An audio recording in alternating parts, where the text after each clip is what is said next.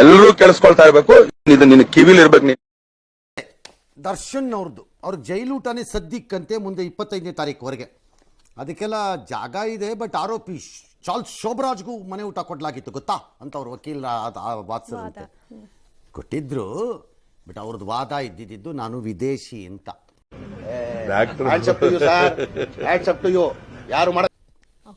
Charles Sobhraj Indian ಮೂಲ, ವಿದೇಶಿ passport.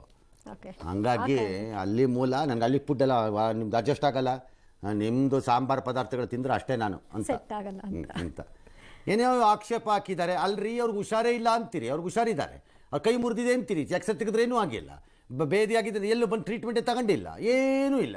ಯಾಕೆ ಊಟ ನನಗೆ ಎಷ್ಟು ಚೀಪ್ ಅನಿಸ್ಬಿಡ್ತು ಅಂದ್ರೆ, ಥೋ ನಿಮ್ಮ ಈ ಥರದೆಲ್ಲ ಇದಾರೆ ಜನ. ಇವ್ರದ್ದು ವಾದ ಏನು ಡೈಲಿ ಬಿರಿಯಾನಿ ಕೊಡೋಕ್ಕಾಗತ್ತಾ, ಅದು ಜೈಲು ಅಂತ ಇವ್ರ ವಾದ.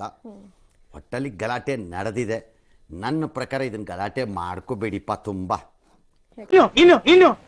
ಏನೋ ಬೇಕಣ.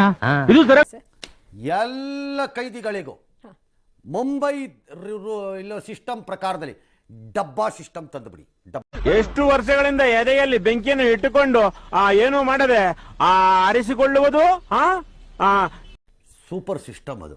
ಅವ್ರನ್ನ ಕರೆಸಿ ಕನ್ಸಲ್ಟ್ ಮಾಡಿ, ಎಲ್ಲರಿಗೂ ಈ ಸ್ಕೀಮ್ ಕೊಟ್ಟಿದ್ದೀವಿ, ತರ್ಸ್ಕೊಳ್ರಿ ನೀವು ಅಂತ ಬಿಡ್ಬಿಡ್ರಿ ಅಂತ ಕಡೆಗೆ. ಅಷ್ಟು ಕೈದಿಗಳು ಡೈಲಿ ಬರ್ತದೆ. ಸುಮ್ಮನೆ ಯಾಕೆ ಗೋಜ್ಲು ಕೋರ್ಟ್ ಹೋಗೋದು, ವಾದ ಮಾಡೋದು. ಎಸ್ ಮತ್ತೆ ಭೇಟಿಯಾಗೋಣ. ನಮಸ್ಕಾರ.